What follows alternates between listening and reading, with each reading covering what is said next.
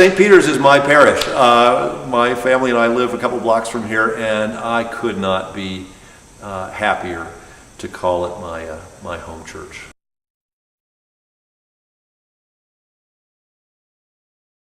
I often say there's a very sweet spirit at St. Peter's.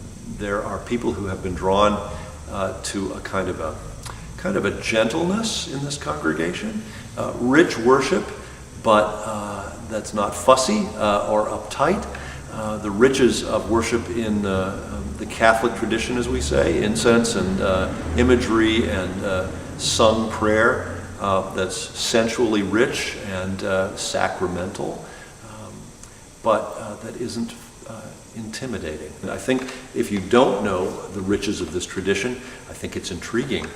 And so inviting people to discover, why do you worship like that? What's that incense about? All of that stuff, I think is a great conversation starter, to say the least.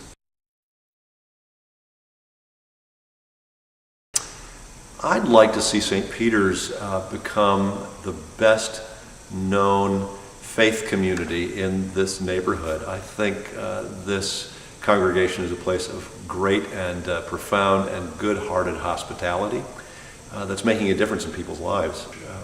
A theologian I know says that if the Christian message really is good news, then it has to be good news for everybody, whether they believe it or not. I think St. Peter's understands that.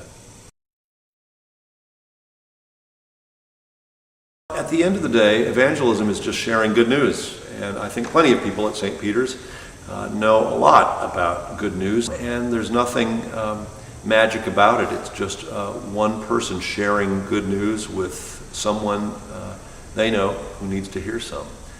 An invitation to come and discover life in this community. I hope that people in 2087 will look back at these years, the space of time, and see it as a real turning point. The world we live in is in the middle of some tectonic plate shifts. People aren't joining things. There are patterns of affiliation that are shifting that have nothing to do with the internal life of the church.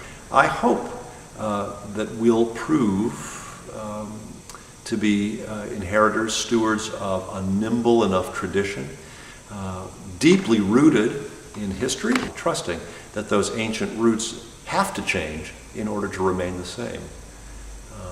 My identity at the age of 55 is not exactly the way I would have characterized it when I was 35. I'm still me.